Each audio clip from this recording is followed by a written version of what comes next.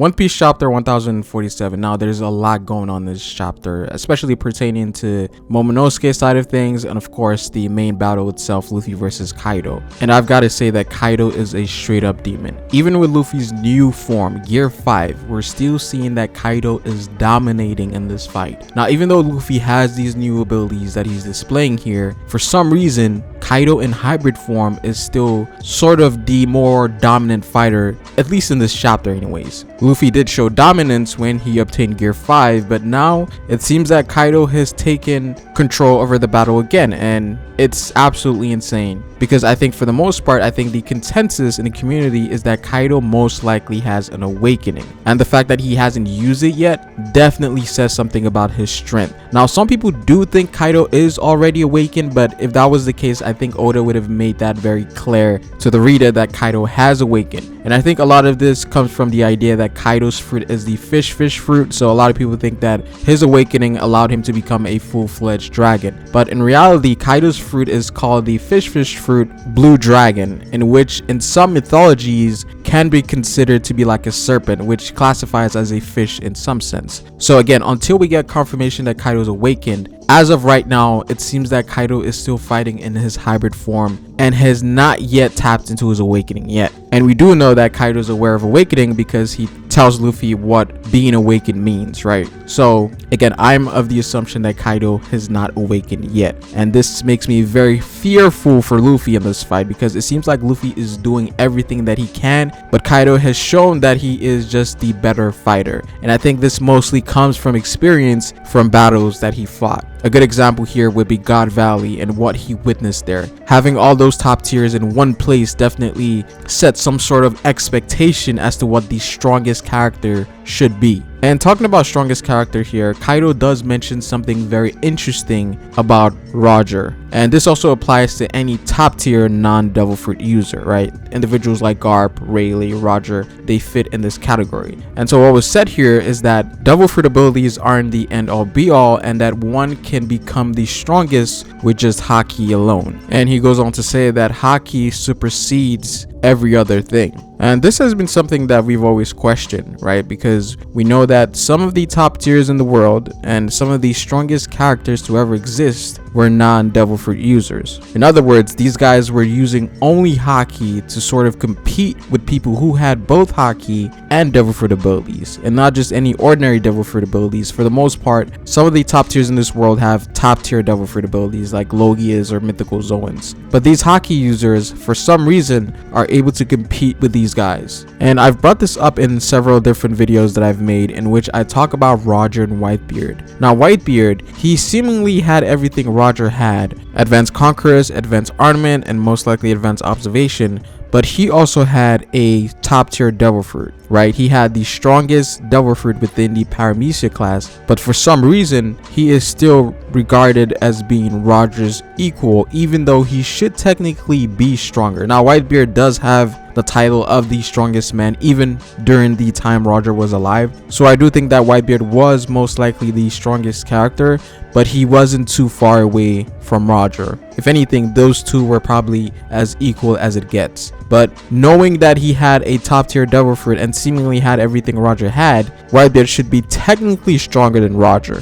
But that's not how this story portrays that. So there has to be something more to Haki that we're not aware of. Now, one thing that you do have to take into account is that Haki is spirit. It can be translated to will, spirit, or ambition. And these things play a very vital role in One Piece, in which ambition or Haki is something that you need to actually become great. There is no character in the One Piece world that is at the top of the verse without great will. It is essential for someone to have great will to become someone great. Devil fruits, on the other hand, while it is an addition to your power, it is not the end all be all, because the user is what matters. This is why we have certain devil fruits that are extremely overpowered but are not being used in the right way. And this is a conversation that we've always had in the One Piece community, in which we think that some characters, if given this fruit, would be way much stronger than the characters that originally had them.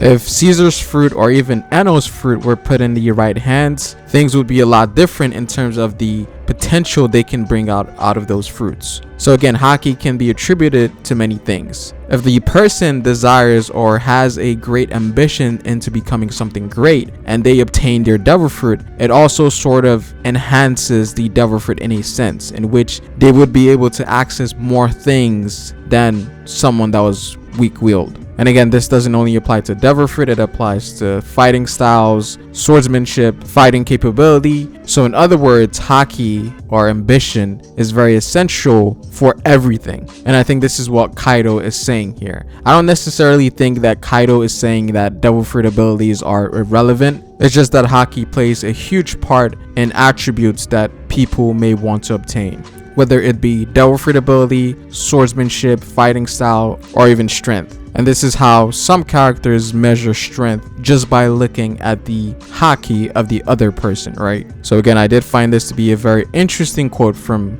Kaido, and I think it might go over a lot of people's heads as to the true intentions as to what Kaido meant in that statement, because I think a lot of people are going in with the assumption that devil fruits is inferior to Haki, which isn't the case at all. It's just that having great ambition is absolutely necessary in achieving great strength, whether it be swordsmanship, devil fruit ability, or anything else that you specialize in. Haki is sort of the foundation of all forms of strength in the One Piece verse. The greater your Haki is, the more likely you are to become stronger. Now, moving back to Kaido versus Luffy here, in terms of the battle itself, would it be crazy if I told you guys that Luffy did not land a single hit on Kaido in this chapter? That's how dominant Kaido proved himself to be here. And one of the highlights in this fight for me was when Kaido hits Luffy with a Conqueror's Infused blow, which sends Luffy back to the floor or the ground. And because Luffy has his awakening active, the floor turns into rubber, bounces Luffy back up, and this gives Kaido the chance to attack Luffy again with even stronger force. So here we're seeing that Luffy's ability is becoming even detrimental to himself, in which Kaido is getting 2 blows out of 1 attack because, you know, Luffy is just bouncing off of everything and coming back to Kaido. And of course that attack did have a devastating effect on Luffy, as we do see that Luffy is indeed taking damage from these attacks, even though it doesn't appear to seem that way.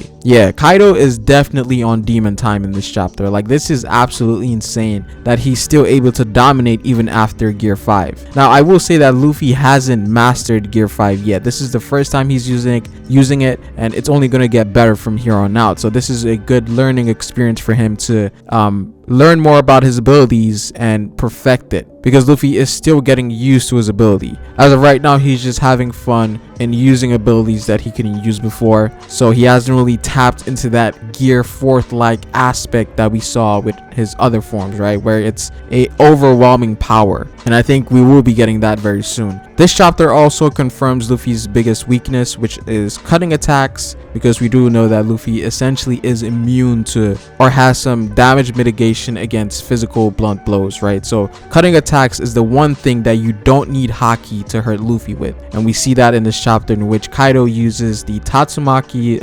demolition blades, I believe, and he's able to hurt Luffy without using Haki. And again, this is something that I did talk in my previous chapter review, because the one attack that Luffy dodged from Kaido was the cutting attack. And of course, attacks from the elements also affects him, with the exception of lightning, because he's immune to that. Now, towards the end of the fight in this chapter, we come to see Luffy finally use something on a whole new level, at least in terms of size anyways, in which he inflates his arm to the size of an island. In this case, his fist is essentially bigger than Onigashima. This is essentially Gear 3rd on steroids, and of course Luffy uses Armament Haki and Conqueror's Coating along with it, and it seems that lightning is going through it as well, so it is sort of lightning infused as well. But I think its sheer size is what is scary about this attack, and this might be Luffy's first island level attack. Now, a lot of people would say King Kong gun, but in reality, when you go back to Dressrosa, that only destroyed like a city-sized area, so that definitely wasn't island level.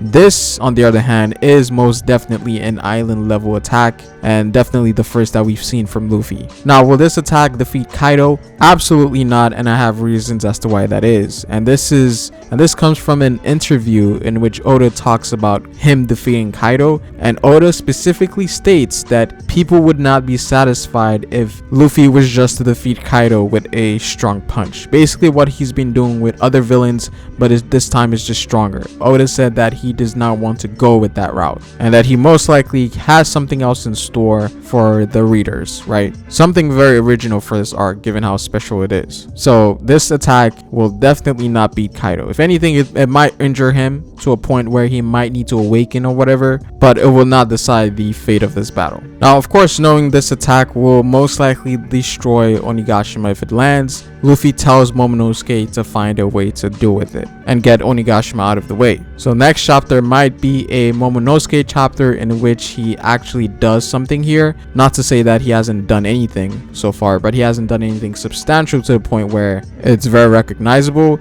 And we do know that the citizens of Wano, or the flower capital, have sent the sky lanterns into the air, and so that's going to illuminate the sky very soon. And we know that Onigashima is going to come crumbling down as well. So this is the perfect time for Momo to act, in which the people of, or the citizens of the flower capital, will see a dragon, a pink dragon, or Momonosuke save them, and then and there might be the beginning of the people of the flower capital finally recognizing Momonosuke as the next, or the true savior of Wano, right? Or the next Odin, to say. So this is definitely building up a moment for Momonosuke to be viewed as Wano's guardian, essentially, and it will most likely take place in the next chapter. Now, as to how he's going to do that, I'm still not sure, because we still see in this chapter that he's having problems producing the flame clouds, and if anything, producing flame clouds on the level that Kaido produced his. So I'm starting to think that Momonosuke might actually do something different here, but I'm not sure what it's going to be. But it could be something revolving around Momonosuke's human form, because then the people of Wano would recognize who that is, right? Because if Momonosuke was in his dragon form, the people of Wano wouldn't necessarily be able to recognize him. So I think what Momo is going to do next will be in his human form, so that he gets that recognition from the people of Wano. So that's going to be a great moment for Momonosuke. Now, apart from that, we did also have a scene with Hiyori and Orochi, in which Orochi was able to somehow escape the fire because the sea stone nail that was stuck on his body was able to come off due to the trembling of Onigashima, and so Orochi is back on his feet to kill Hiyori. And I think I know what's going to happen here. This is where Denjiro finally shows up after a year of being absent and finally deals with Orochi. We know that he has one head left, so this is where he might actually die. Again, I've always said that the storyline between Hiyori and Orochi has always revolved around three characters, and that is Hiyori, Orochi, and Denjiro. These three characters are sort of intertwined in their storyline, so it makes sense that everything wraps up with the three of them as well. So I think that's what's going to happen here, with Denjiro finally coming in and most likely killing Orochi. Not sure if it's going to be a permanent death though. But overall, this was a really good chapter. It seems that everything is sort of wrapping up here. It seems that we're finally reaching, we can see the end point essentially, and we're getting closer and closer to that finale of this entire battle. So I'm definitely interested into seeing how things are going to play out, especially around Kaido versus Luffy, because again, I don't think that final attack Luffy showed at the end here is a deciding blow, but something will most definitely come out of this. But if Kaido does indeed awaken, that's just going to be absolutely insane. But we'll see how things play out. But that is pretty much it for this video, guys. I'd appreciate it if you dropped a like on this video. Comment down below what you guys think. Hit the bell if you want to get notified for future videos. Subscribe for more One Piece content on this channel. You can follow me on Twitter at FerroSpace, but it is Ferro, guys, and I will see you folks later. Peace.